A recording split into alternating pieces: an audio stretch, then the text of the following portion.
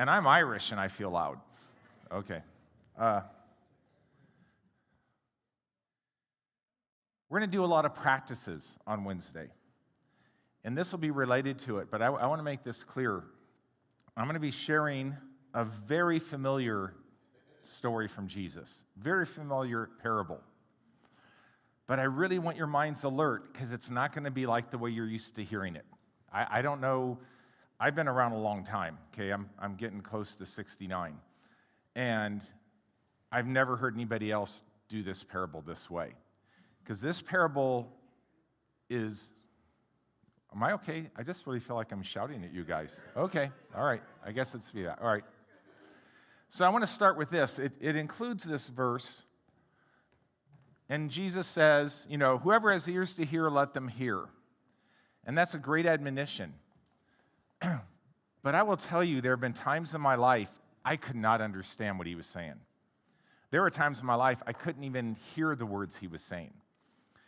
And people were in my life that helped me with this. And I have there the 3 Ps. People acted like prophets, priests, and princes and princesses to me. They were like royalty to me. They were like prophets to me. They were like priests to me when I needed it. And that's what this message is about. Because it's about how we do this for other people. How we hear from God and how we train and walk other people through hearing from God. But this parable gives us some specific detail. And it's going to involve some categories. And every time I hear categories, I think of my math teachers and my science teachers that used to always say, categories are for research, they're not for people. Categories are to help make understandings, but you never put a person in a category. So we okay with that? Okay.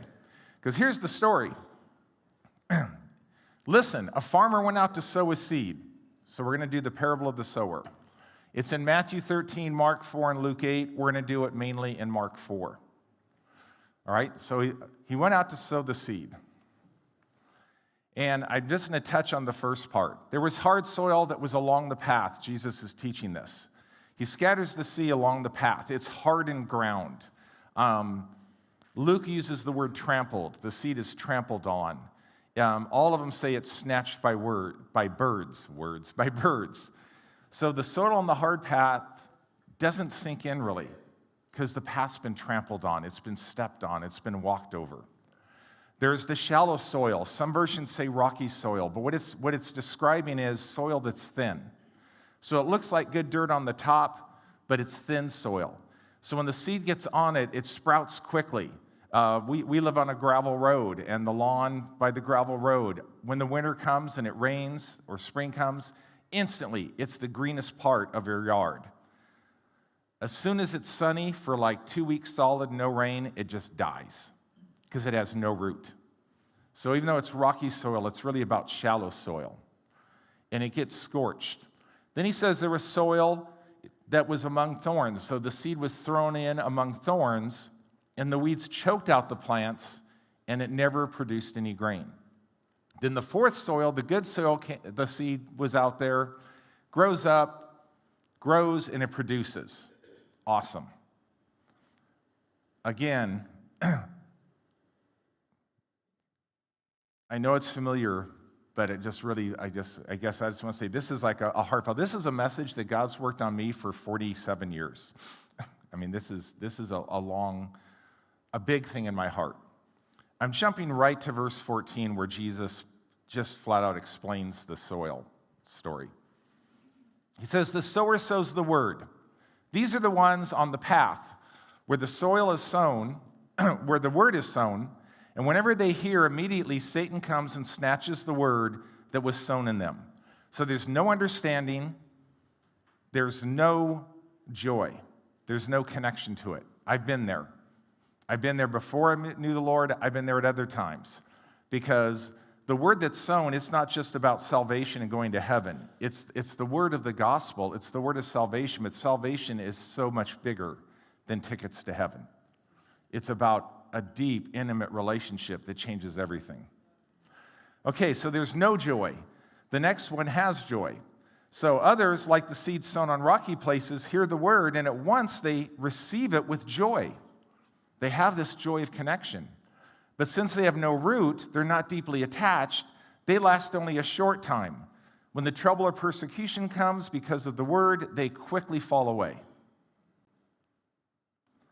Still others are like the seed among the thorns. They hear the word, but the worries of this life, the deceitfulness of wealth, the desire for other things, come in and choke the word, making it unfruitful. Luke uses the word for maturity, and so it doesn't ever become mature. This soil is distracted, deceived, and seduced. You're distracted by worry, you're deceived either by riches or chasing after them, or you're seduced by the pleasures of the world. Fourth one is others like the seed on good soil hear the word, they accept it, they produce a crop, some 30, some 60, some 100 times of what was sown. Awesome. But I want to make it clear, the purpose of this parable is not to give up on people. Now that seems obvious if you think of the whole gospel. Of course Jesus doesn't give up on people. But I will tell you, I had a pastor at a church I was at for a lot of years, and great guy. And his church, it grew. For a while, they had the biggest non-Catholic church in town. And his takeaway from this, in his sermon, he said, well, you just proclaim the gospel the way that it fits you. You just say the words. And if people don't get it, that doesn't matter. Even Jesus taught that only 1 out of 4 get it. So that was his takeaway. Well, only 1 out of 4 are the good soil. That is not the takeaway of this story. At different times, we've all been like this soil. I've been like this soil. In fact, there have been times in my life I've been like all 4 soils at the same time. Because in some area, I could hear God clearly. I could follow him. I could do what he said, and I could obey him. It was clear. I had solid direction. It was great. But at the exact same time, people were talking to me about how to engage with God and understand that he delights in you, and how to have a softness about you, and how to relate to people on emotional levels. And I could not hear it for anything. I could not hear that word, much less understand it. But what happened is people helped me. When I was like the hard soil, people helped soften me. Because of different areas I'd been trampled on, there were aspects of God's word and of delight and of connection I could just not understand. So people walked with me through it, and I started to understand it. People, through making deep connections with me, helped me understand how to have deep connections with God. That is what you need when the trials come, when the persecution comes. You have to have depth, but I didn't have it on my own. I needed help.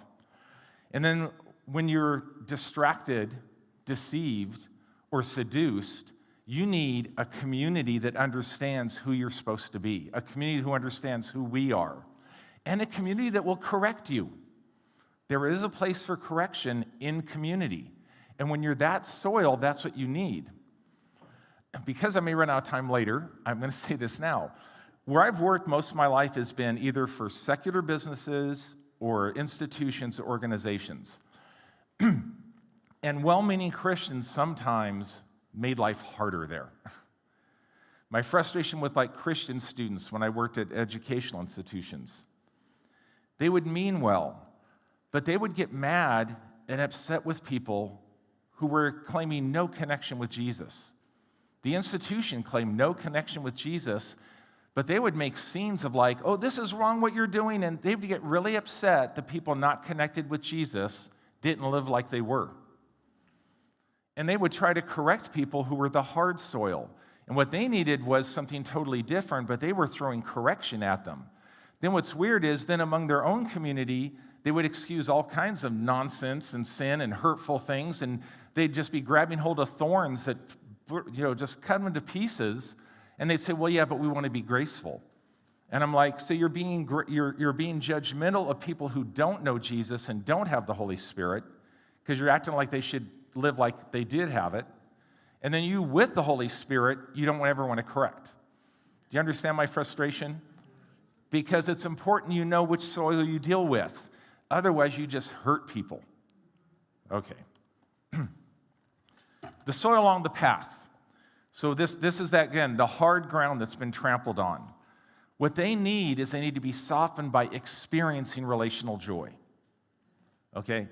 Now, on Wednesdays when you come, I'll give you all the scriptures. We'll go through Ephesians 1. We'll go through 1 John, Colossians. but I don't have time to prove all these points, okay? So I'm just giving you an overview. You can hear about things, and the analogy a friend uses all the time is, you could proclaim the gospel in Swahili, but if you're around English-speaking people, it doesn't help. And if it's reversed, if you say it in English, even if you say it loud and slow, they still don't understand it, okay? Because that's the stereotype they often have of Americans. They think if we speak English loud enough and slow enough, people will magically understand it. Proclaiming things to people in hard soil alone doesn't work. Because when I have hard soil, I can't understand it. I have to see it. I have to experience it. I have to have people that know how to recognize God's voice of love and for them to walk me through it. So the skill set they need is the skill set, because this is really what discipleship and becoming a community, this joy-filled and Jesus-led's about. So this is all tied to what we're doing on Wednesdays. Wednesdays we'll go into all of these in more detail. But the first thing is you have to enjoy people. That may not sound real spiritual. Like, well, no, it's me and Jesus. And believe me, I love alone time with Jesus. Like, I love walks in the woods. Being alone with Jesus, I find easy. I like that discipline of solitude and silence. I know that's hard to believe the way I talk. But the reality is, for me to affect other people who are hard soil, I had to learn and decide I can enjoy being with anyone. Because no one wants to be a project. If you treat someone like, well, they're my project, and you don't enjoy them, they will know, they will tell, and it will hurt. So you have to learn how to enjoy people. You also have to learn how to walk people through how to see and hear, to understand God's communicating. Giving a sermon and telling people, you need to hear God's voice, isn't good enough. You have to walk with them to teach them how to do it. It's a skill set you have to train, and you train by walking people through things, not just talking about them. And in all the varied ways. And because this is the one that I really lacked for a long time, not only train people how to hear direction from God, because for some reason, even early in my walk with the Lord, I could hear direction and obey it. But I did not know how to hear about identity and affirmation. And it made me, even when I was speaking God's words, I spoke them with a tone that was damaging. And tone really matters. It really matters, okay? Like I'm wearing black pants because they're thinning. And if I asked Willie, hey, Willie, do these pants make me look fat? Willie could say the words, no, the pants don't make you look fat. Might be a lie, but he could say those words. Or he could say the exact same words. No, the pants don't make you look fat. Do you see that's a whole different tone? Okay, so tone matters. Good enough. That saves me a different story. So for me, a lot of this was I had to overcome shut down, suppressed detachment. Like the way I had learned, just the way I was raised, I had amazing parents, World War II people, amazing parents. But with my father, he was never comfortable with emotions. So I learned, you just don't have emotions around Dad. Because otherwise there was just disgust. He was a great dad. In fact, I'm not a huggy person to this day. My dad never hugged me. The only time we hugged was like 49 years ago. And the reason we hugged then is I was moving to Alaska, and my mom made us hug. And my dad, he wasn't small like me, he was big. And it was that like side-to-side hug. And we hugged, and we did like the 2 pats on the back. You know, the 2 pats, and then we both stepped back like 6 feet. Because it was the most awkward thing in our lives. And to this day, I mean, I hug people, but I have to admit, it's not my go-to thing. Loving Dad, but it just was the way we were.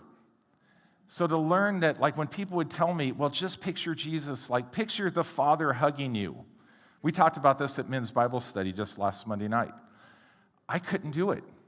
And they would just say, no, you got to do it. Picture him hugging you. And I couldn't tell them, like, dude, you're trying to force me. That doesn't speak to me. That doesn't work.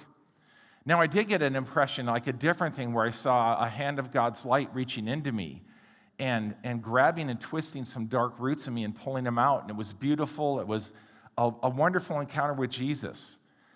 But it didn't work when they tried to force their way of encountering Jesus on me. It had to be Jesus' way. That's why I'm saying it has to be personal. It's a specific connection with God you have to understand. Because what worked for the guy next door isn't necessarily going to work for you. Okay? All right. Shallow soil. These are the people that have experienced joy, but they're being scorched. They're going through trials. What they need is a thing called hesed. Hesed is the Jewish word for a kind of love that God describes about himself.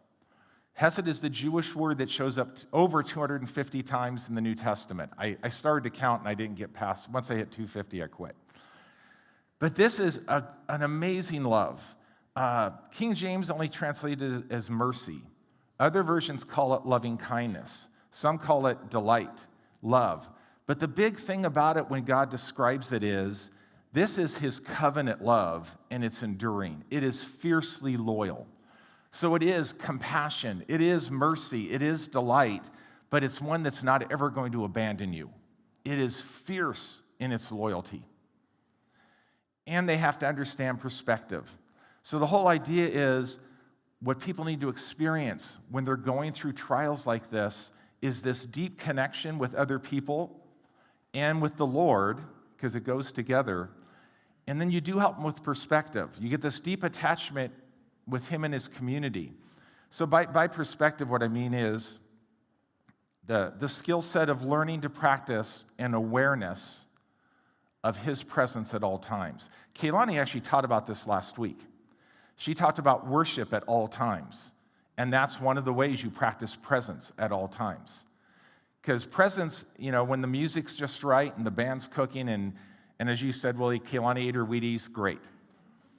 But I also have to know how to experience his presence when it's Thursday afternoon and it's all falling apart.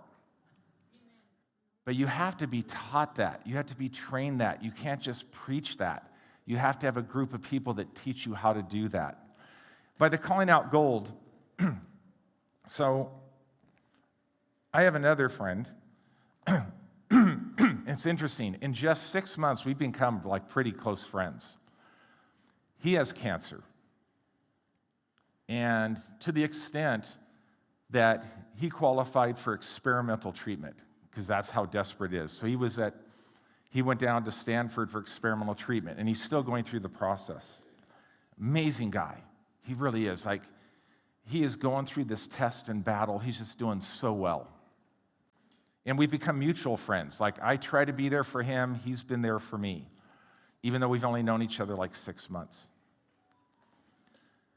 In the battle, though he's doing really well, he has hard days. He has hard days where he texts or he calls me, and it's rough because it's painful. It is tough. And at times what happens is when you're in pain, you lose sight of the gold. When you're in pain, your perspective of things gets blocked, including your perspective of you. And he told me it's okay to share this. He called on one of the days, and he's really not doing well. And he's reading, he couldn't sleep, and so he's reading from the book of Luke, and he's reading where Jesus says, "Why do you call me Lord, Lord, and not do the things I tell you?" So he ends up calling me saying, "Look, I'm wondering, I'm wrestling, is this even real? Am I really following him? Because am I one of these phonies? Because I call him Lord, Lord, and I don't obey him. I just don't obey him. I never obey him." And he has all this regret and all this sin that he's conscious of.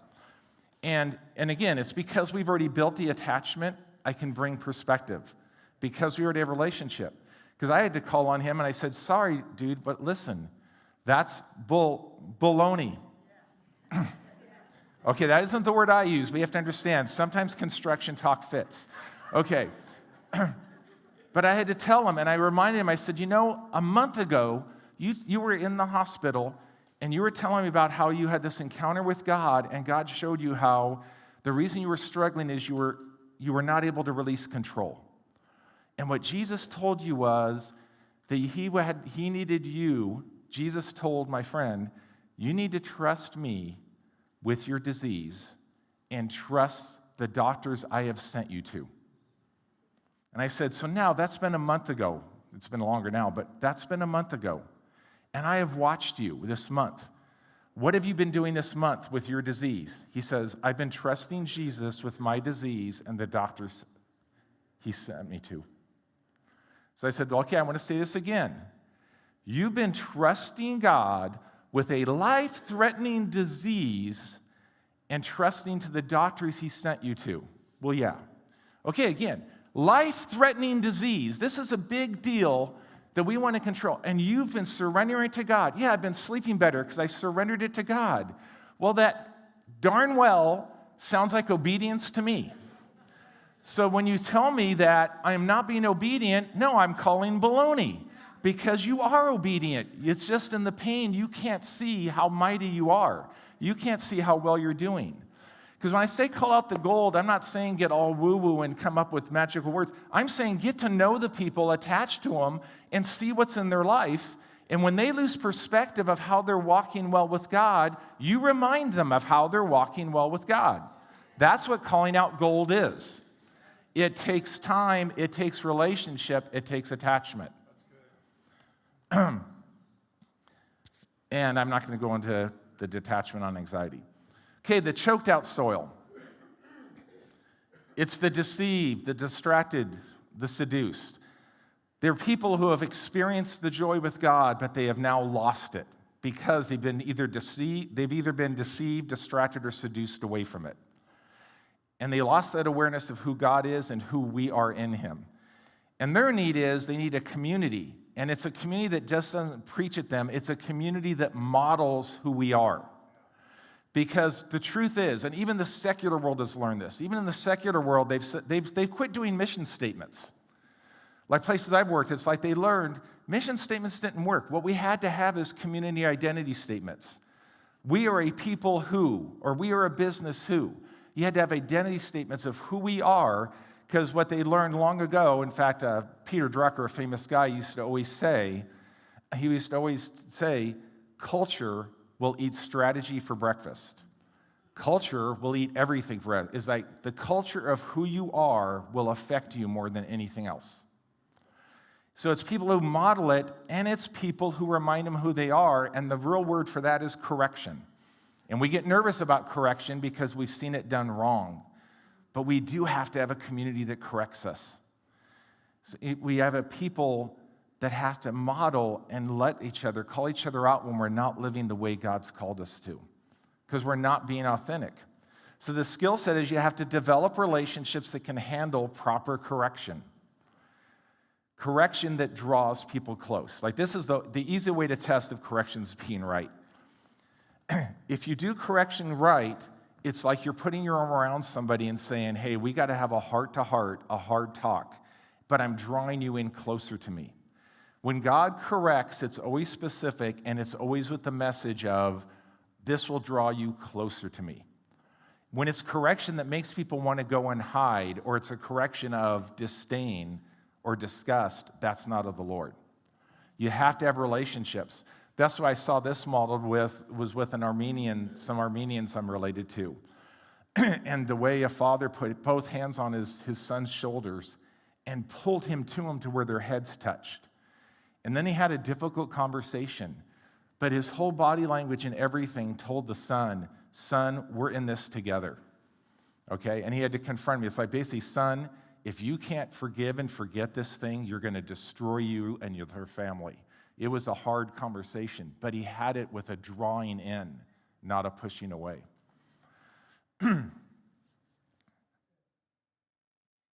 This takes a way of where you not only know how to hear God's voice, but you really know how to recognize how he's inviting you to participate with what he is doing in others.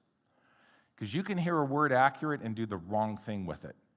You really have to understand, Holy Spirit, what are you doing, and how are you inviting me in onto this thing? You really have to understand the idea, and you have to model this. You have to live out that authority is never for the benefit of the one with the authority. Because this kind of community does have authority. We are given authority in people's lives to set them free and to serve them, not to control them. Authority is never for the benefit of the one with the authority. All right. You do have to overcome shame-based attachment, but I want to get to this part. I'm backing up to the shallow soil. Because as I was preparing this, and I checked in with the Lord a lot, today what I want to emphasize here is this hesed thing. And I really want to emphasize God's hesed for you. So again, for the shallow soil, we need hesed, that deep, attached, fiercely loyal love, and we need perspective. But there's a story in the Old Testament, an entire book, and really the whole purpose of this book is hesed. It's the whole goal of the whole story. It's an amazing story. But it happens during a very dark time. This story happens near the end of the reign of the judges. And the judges were like heroes. Sorry, excuse me.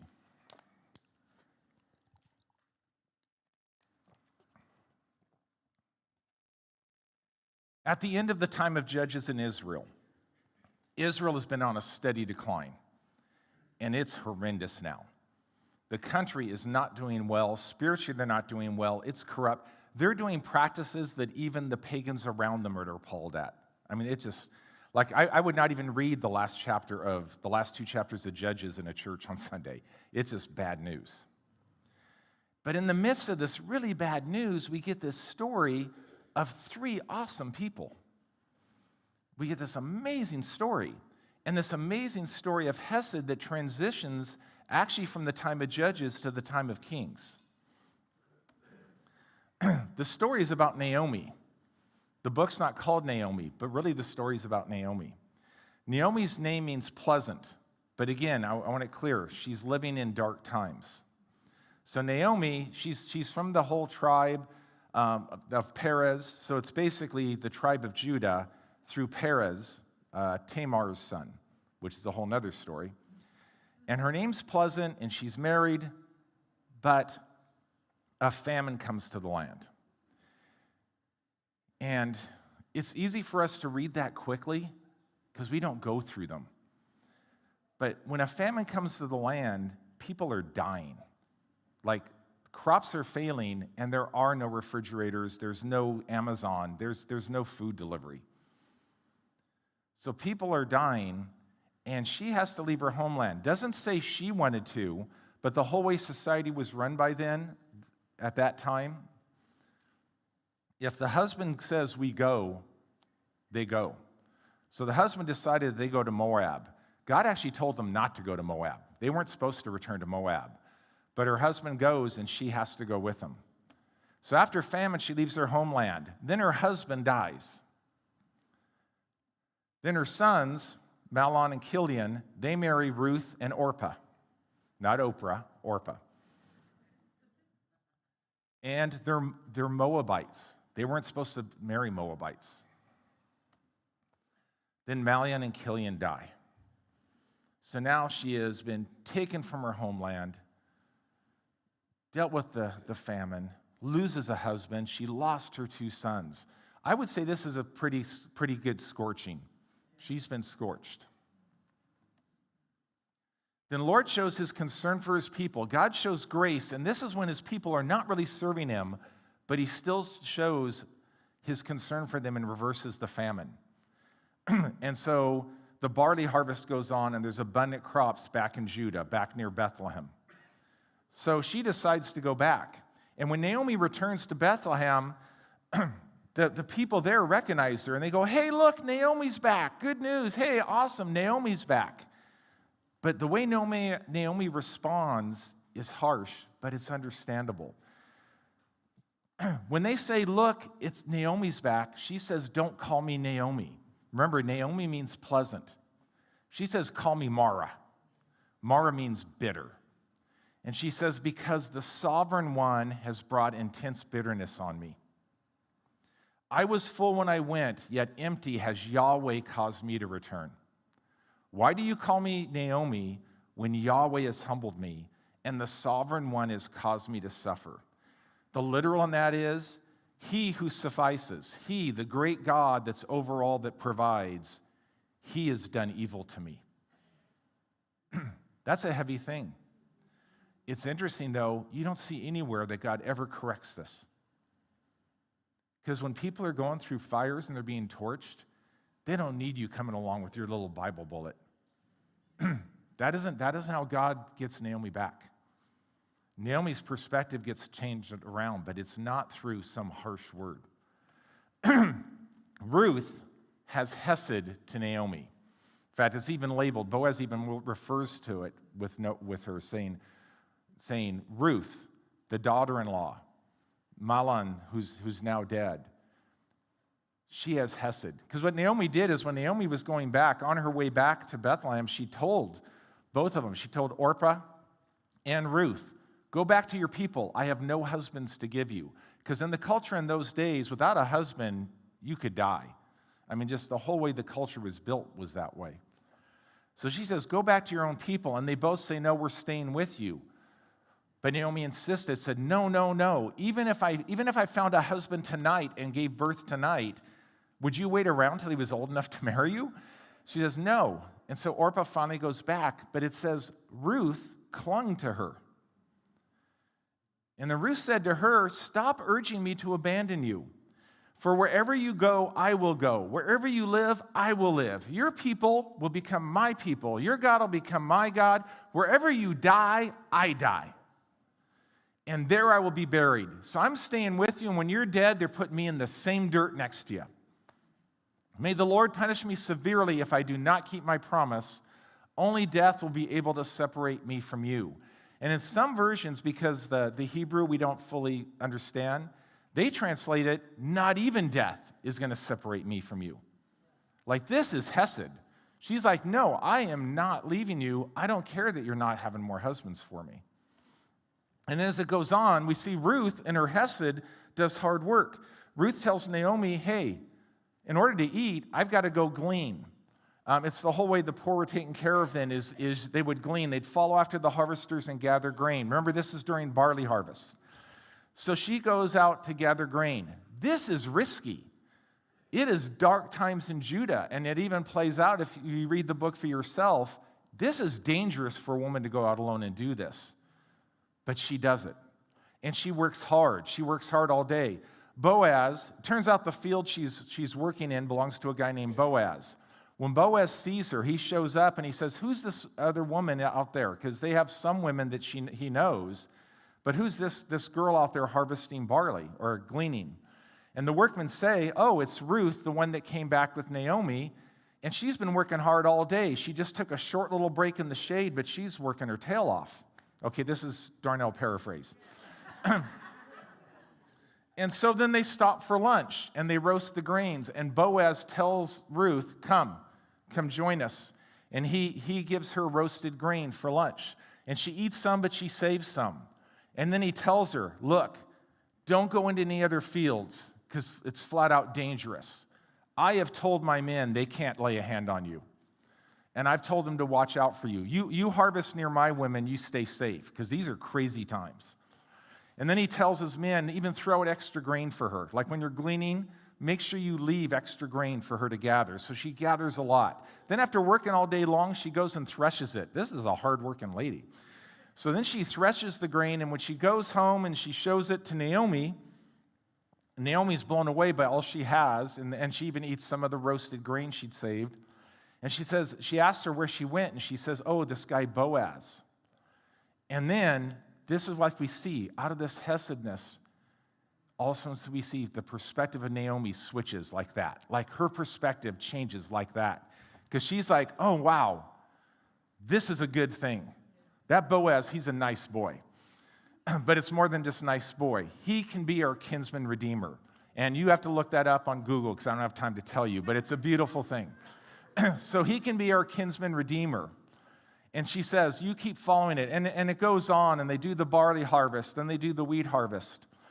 And then what Naomi says is, she tells Ruth, when all the harvest's being celebrated, you wait till the men have all partied really well. You wait until they've all eaten a lot, and they're good and drunk. Okay, if that really offends you, well, you read the Bible and you take it up with God. But he says, make sure you come after he's drank lots of wine. And then he says, you find out where he's sleeping, and you go in and you lay down by his feet. So she does this. And Boaz wakes up middle of the night and realizes there's someone at his feet, and he goes, who's there? And basically she has this conversation, it's Ruth. And Boaz is like kind of shocked because this is not an okay thing to do. But then they talk, and basically she has a whole conversation that she's rehearsed with Naomi about we need a kinsman redeemer. And Boaz agrees, like, hey, I would be gladly your kinsman redeemer, which would mean he basically marries her and raises up children in the dead man's line. It's the way God kept the progeny going.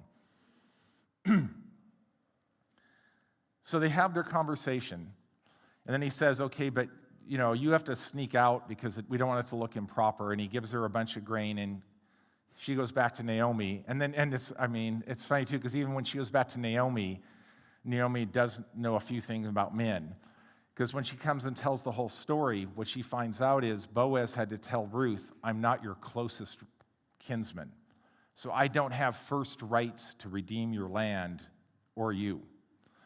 But when she goes home, Naomi just says, just chill out here, Ruth. I'm telling you, this guy's not going to let this day go by without settling this issue. Like, she knows Boaz is now motivated for a wife. So anyway, Boaz goes and has the conversation in the city gate. He sits in the city gate waiting till this relative comes by, tells the relative, hey, this land needs to be redeemed. Do you want to redeem it? And the guy says, sure. He says, okay, but when you redeem it, you have to take Ruth for a wife and raise up the progeny for the dead man, Elimelech.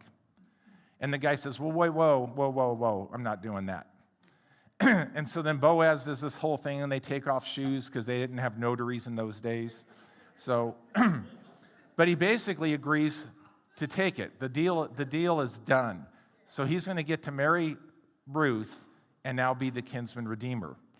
And then they have this amazing blessing the elders say. All the witnesses of it have this blessing. They say, then the elders and all the people at the gate said, we are witnesses.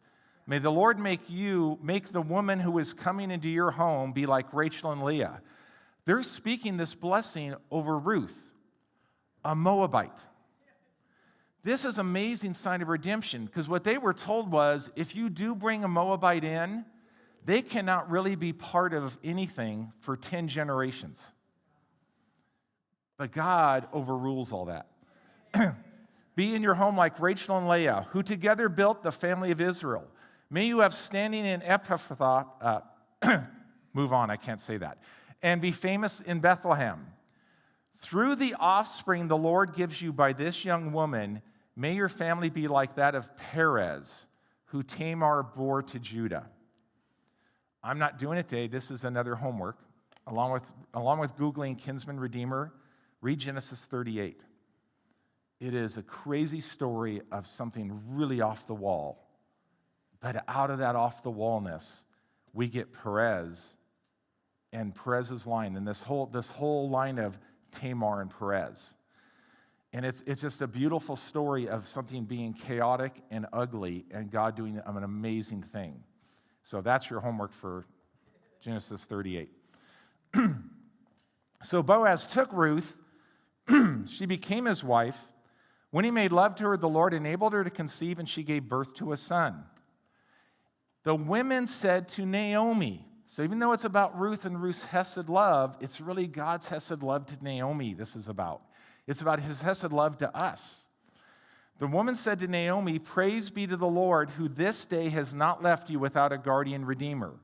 May he become famous throughout all Israel. He will renew your life and sustain you in your old age. For your daughter-in-law, who's a Moabite, who loves you, it is better to you than 7 sons, has given him birth. Then Naomi took the child in her arms and cared for him, and the women living there said, Naomi has a son. Naomi, who the Lord had done evil. Naomi, whose heart was hard. Naomi, who is going through trial and thought it was all over. She is now credited, this is a child of Naomi. And this child of Naomi is named Obed, who is the father of Jesse, who's the father of David. Yes, that David. The King David, the David that we see as a model of so much. And eventually this same line from Tamar and Perez that goes through Obed, that goes through David goes to Jesus Christ. Because we may feel empty at times, but through Hesed, God says, no, you're not empty. Your line is the flippin' Redeemer. Again, paraphrase. See, when our friends are going through scorching heat and drought, they need Hesed. They don't need Bible bullets. They don't need callous talks. They don't need correction. There's a place for correction. But remember, that's the other soil.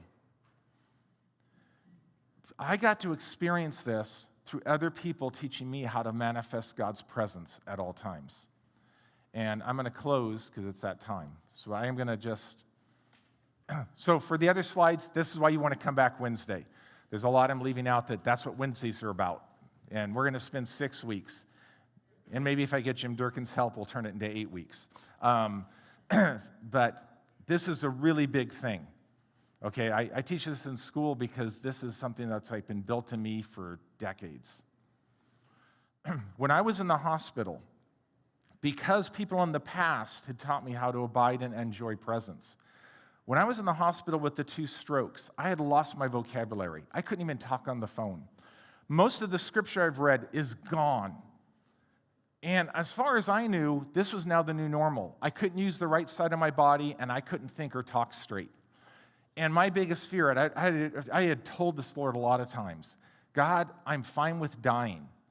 But if I'm ever going to lose my marbles, if my brain's going to go, because I've had a number of relatives that have gone that way, I would rather you take me out. I don't want the 5 years of dementia I've seen people go through. And yet there I'm facing it, like, Lord, this is exactly what I didn't want. And the only verse I could remember is this one. And I'm showing you it in the literal version. It doesn't flow, but this is the way it spoke to me. So in Hebrews 13:5, it says, do not be fond of money, because the Lord has said. And the literal translation of what he says is this. He has declared to you, I will not, no never, to you, I may be being lax. So lax means relaxed, like not paying attention. So he's saying there is never a time when I am not working for you. I'm never lax. I am always working for you. I will not, no never to you, I may be being lax. Neither not, no never to you, may I be forsaking. I say the double negatives or triple negatives because that's the way it's written. He's saying this for emphasis, like, no, I will not, no never, not no how will I ever forsake you. Because what that left me with was like, okay, Lord, I don't like this new normal, but if you're with me, if your presence is here, all right, this is what it is, we go with it. And I went to sleep because I could sleep because his Hesed love doesn't change. I don't have to have any intelligence for his Hesed love. When trials come, we have to learn to dig our roots into manifest presence. But they are actually skills we learn. We don't preach them at each other, we walk with each other, and we develop these skills. And that is some of the skills we're going to develop. We're actually going to start with the very first one. So on Wednesdays, we will start with the idea of how you experience that God has delight with you. How you experience the delight, how you know he has delight in you. And also we'll talk about how we help walk others into that same delight. And then as the weeks go by, we'll go to these other ones. But for today, I just really felt God wanted you really, the walk away you take is I will never, no, not ever, will I be not working for you. I will never, no, not ever, will I ever forsake you. You can get through what you're going through because my Hesed is for you. I have a fierce, loyal love for you that isn't dependent on you. You're righteous because my son Jesus is faithful. You were saved not by your faithfulness, by his faithfulness. And when you're not faithful, I'm still faithful because my Hesed love is fiercely loyal. Amen? Amen. All right, thanks. Okay. All right, we're done because Willie's waving to me, so you're done.